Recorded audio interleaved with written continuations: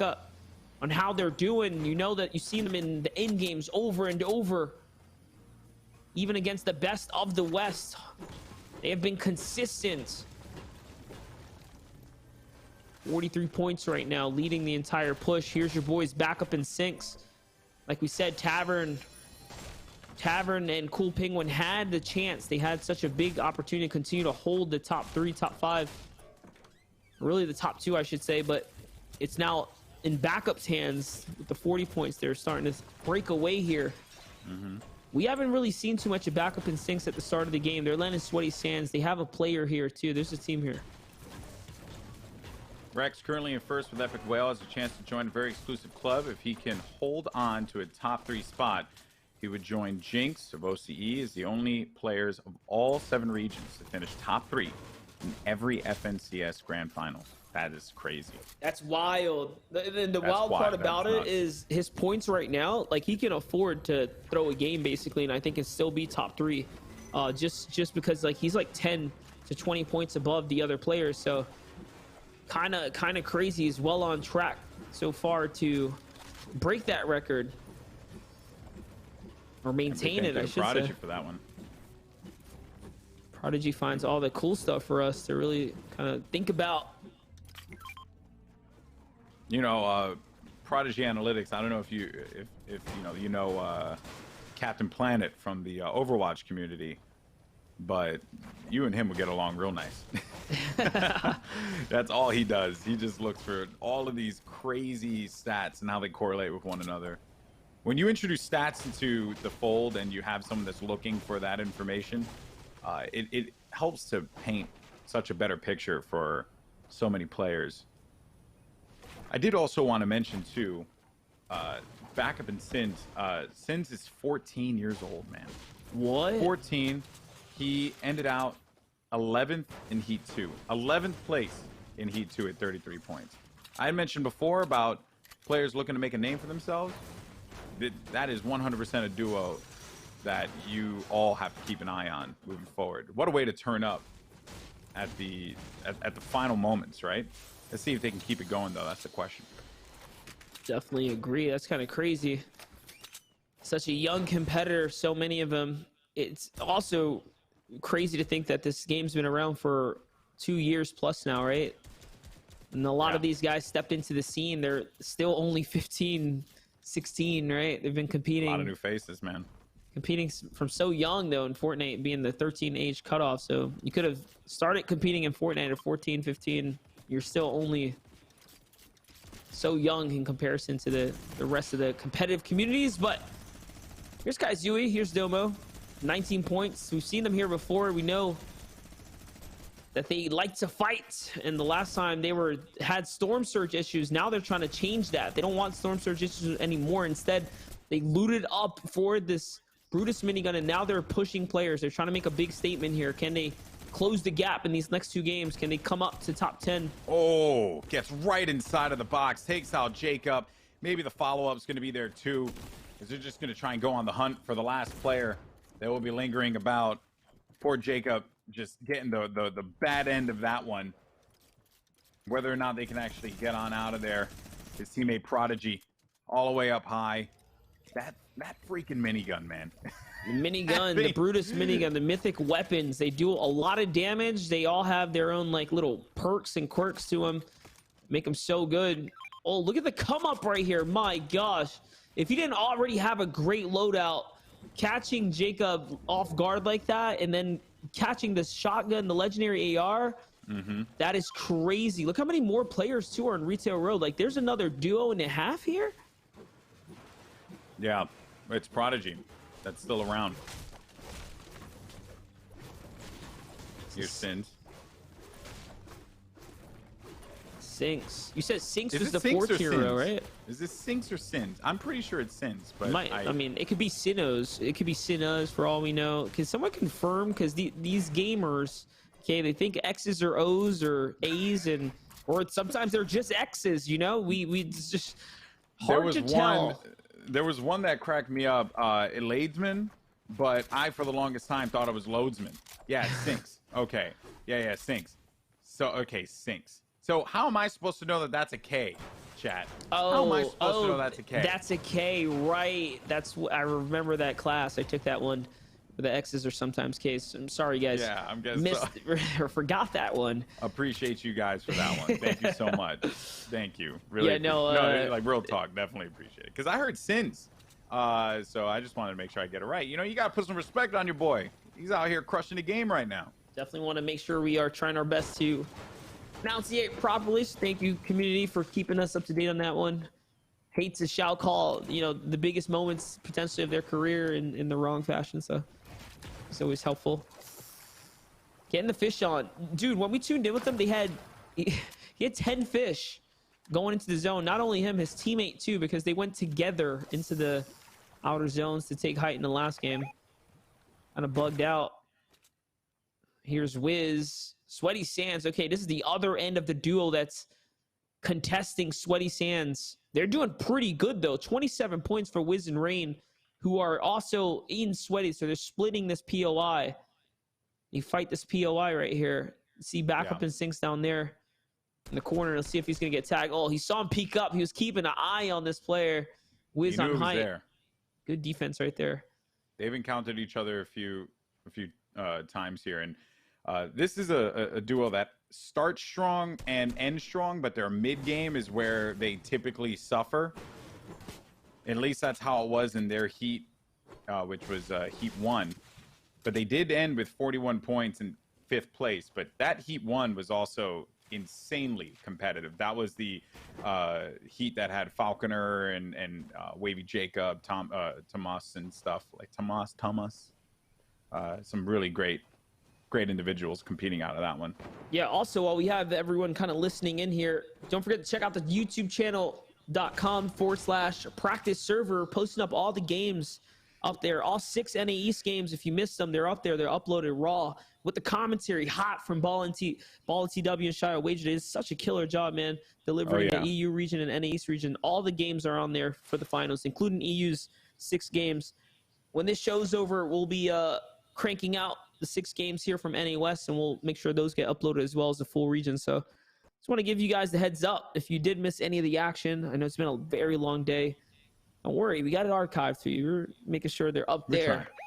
You know, you guys are out here crushing the game. I do want to shout out your boy Jarvo in Ballish chat. Jarvo says the X in Sinks would sound like a K anyway if you could read. So, Jarvo, I want to be real with you, my dude. I don't know how old you are, but I am going to say this, that back in my day, an X could have meant like a multitude of things. It could have been an O, it could have been an E, it could have been an A, never a K. So I leave that up to you, Fortnite. You Fortnite shenanigans out here for all that. Or an X is just an X. How about that? X is just an X. That's where we're going to draw the line in the sand for the new Jarvo. Take it up in the DMs. Epic's Tavern, because, you know, K is an X and an X is a K, right? You know? There it is, Epic's Tavern. Makes sense to me. Messing around. Here's I know Jarvo means it in jest, but anyway, we got Toph and Moni here. They got Tavern and Penguin right in front of them. Is Tavern and Penguin, are they going to turn up? Are they going to turn up and start to because they've been playing great so far, but I feel like they kind of fizzled just a little bit. So I'm worried about Toph and Moni, yeah, they definitely kind of fizzled out. As did Tavern and Cool Penguin. I feel like some of these teams have hit a wall. Yeah, all of a sudden, yeah, so I was talking about Tavern and Penguin. In the last 2 games, really haven't quite hit the gas pedal. They're at the red light right now. Let's see if things are going to change for them. I mean, the analogy yesterday is some teams were in the 5-second car and they just took off some of the other competition. In the NA West region, here's the mid-game kind of lull time as players are all just trying to cut across. No one's doing anything extremely reckless. Remember, guys, put yourself in their shoes, their position. This is the last 2 opportunities for them. Stakes are high for most teams that are especially sitting in this 20s range, the teens range. 1 pop-off game and they're in top 10. Back with the Epic Will. So right now, this is, according to Prodigy, this is looking like a potential, maybe, but it depends on how this kind of shakes up. But it's looking like a 3-horse race, maybe 2-horse race between Rex, Epic Whale, Backup and Sinks, Arkram and Andrew. And then you got Penguin and Tavern that still very much have a chance, but as we had mentioned before, kind of cooled off a little bit. I do expect them to turn back up, though. I think the heat's coming from them still, nonetheless. It's kind of cool. The likelihood to know if a team that might get first place just based off of the point gap and how good they're playing, how consistent they're playing tonight. Big stats right there. Okay, they're going to get dropped. So they get zoned because naturally their drop spot is in the middle of the map. So they're going to naturally get zoned a few times. But now they get themselves a drop. That right there is what you call a little bit of luck. It's going to be an RPG come up. An additional one just to kind of cap off some rockets here now. And all of a sudden, his loadout is just phenomenal right now. And they're above the storm surge, so they're not pressed to take a fight. They can figure out whether they want to play for placement, whether they want to stormhold right now. And they don't need tags, so he's going to max out the loot, max out the material, and then probably get a move on. Here's Backup and Sinks coming out of Sweaty Sands. 13 above. They're trickling down. They're probably going to have to push someone. And it could be Spectro and Brokester that actually end up paying the price for that one. They are going to be up on top of that hill. So let's see now as we're going to be going over. Seeing some backup. And one people want to try and go for this fight. They see Spectro. They know Brokester's going to be there. Sinks did take a shot, though. So he has to hold back for a moment. Playing like an interesting build here. Okay, I was about to say, because like if you don't block that right side, you're leaving yourself exposed. Some players are also going to be rotating out, coming into zone, so be careful. Don't want to lose your face there. And Domo and Kaizui are going to be in a fight. There goes Kaizui, trusty minigun, as he looks to just get his team right. Oh no! It's going to sneak in the arm. Oh my gosh, a shotgun follow-up there. Pearl wipes that team up. Kaizui and Domo are out of here.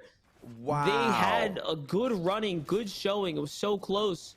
Then all of a sudden, their dreams get shattered in 2 seconds. AK Pearl, by the way, has now the Brutus minigun. So they just came up so fat on this team. That is crazy. By the way, just want to mention real fast for those of you guys who are watching and you were watching on Balla's channel, Balla did end his stream, so we are all here now on the PracticeServer channel. If you haven't followed it yet, you should. You guys out here pumping out some quality content for the community, so keep it going. Shout out to Balla, one of the best ever done it. Big fan. Absolutely. Killing a game out here, boys. Yeah, thank you, Balla. Thank you so very much for raiding the channel. Thank you for all the work you put in, man. You really laid down the groundwork, made all this possible. And then just coming in and merging all the resources, man. It's been wild. We've really expanded into so much new territory over the last couple weeks, last couple months. Wouldn't be possible without Balla's contributions as well. Let's continue to do it. Do it big, baby. So we're all you guys, man. Also, drops are enabled on this channel too. So if you're coming around, you should see it down low. Just make sure you link your account so you can get yourself that awesome skateboard that looks pretty sick. Yeah, big thanks to Epic Games for enabling this broadcast as well. Definitely helping us put together the resources to do some stuff, and of course, just have the drops on, right? They also turned on replays and stuff like that too. That came in super hot as a fix. Because prior to this, we didn't have a real way to get all the gameplay. It was down for quite some time, but they went into overtime for us, the community, and made this happen. So, gotta thank them. Yeah, man. You think about where all this was just like a year or so ago. This was impossible to do. The fact that we can watch a competition of this caliber with some great players, and I mean, the replay isn't perfect, but it is really, really good, and it is better than looking at streamers' perspective. But you can always tune into the streamers' perspective as they are participating in the competition. I saw that Tfue had quite a few people watching him earlier on. There were some good matches on that end. Now, This is coming in hot from Prodigy Analytics. The reason dogs get sprayed by skunks so often is because when skunks lift their tails as a warning, dogs instead see it as an invitation, resulting in disaster. Oh, Which team no. do you think is most representative of the skunk and the dog? Oh. Who's getting tricked into the box fight? Who's fallen for the trickery? You know what? I would say Kaizui and Domo are the dogs. And I probably would have to give it to Pearl. Yeah, I'd have to give it to Pearl and Cloxic for just bringing them in and giving them all of that juicy loot. Giving them the RPG to the face, the shotgun follow-up. They did such a masterful execution of that little fight right there. Back into the action right now. Riverson's putting some shots down. 20 points up for Riverson. I think they had a 2 or 3% chance of taking a victory or taking the competition. So lots of points on the line for them to accrue. They need to really turn it up here. Here's Backup and Sinks, the team that we want to follow. He's right behind Spectre. He gets real close, wants to make sure the shots are going to count. That's going to hit him for over 100. It was super effective. The damage was super effective. Oh yeah, like a little Pokemon call out there. But yes, the that play. Oh no! No! And just like that, it's like karma. Thomas Wavy turned the corner and burned him right there. Nadak follows up with the shots. It was just like a straight lane. He turned that corner. He didn't realize how many players had just lines of sights like a shooting lane. And look, they just get wiped out of the game. That's it. They're out. Now it's Epic Whale and Rex who get more opportunity to break away with the lead right here for first place. That might seal the deal, honestly.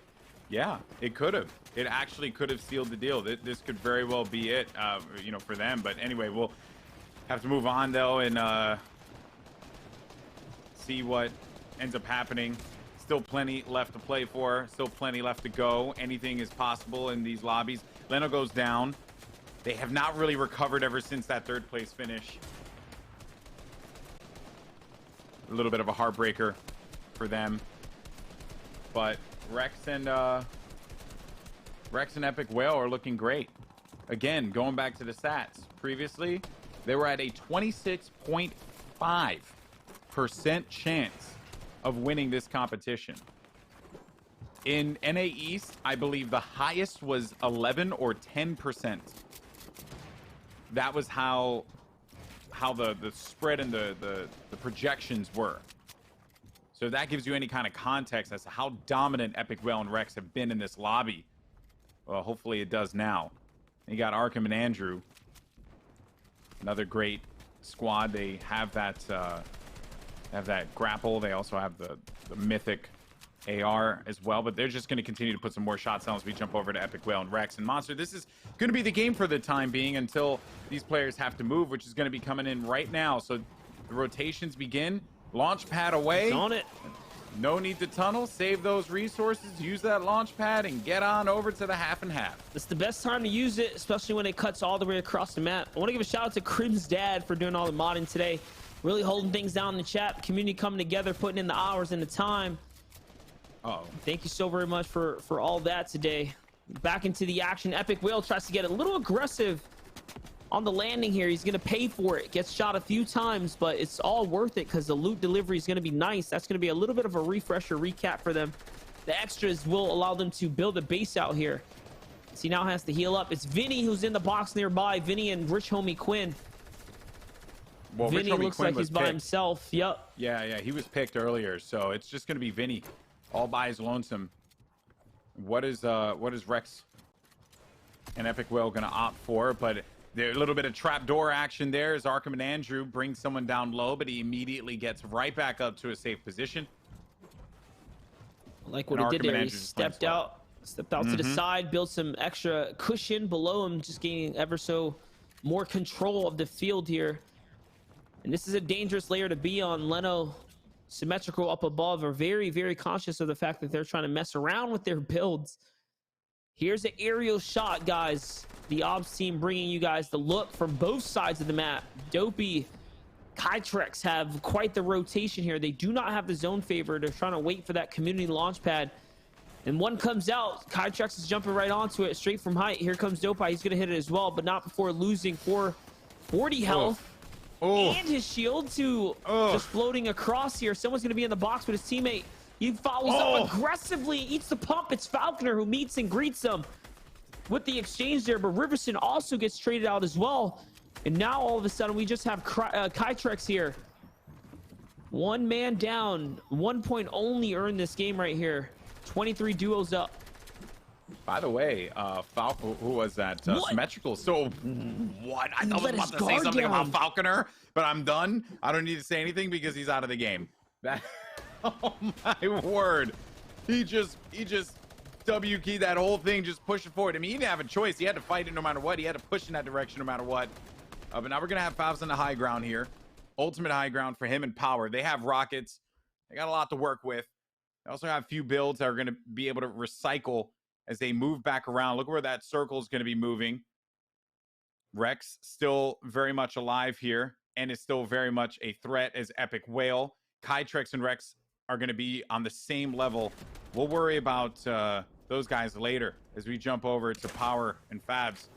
It's kind of crazy. Mid ground and high ground are rocketing one another.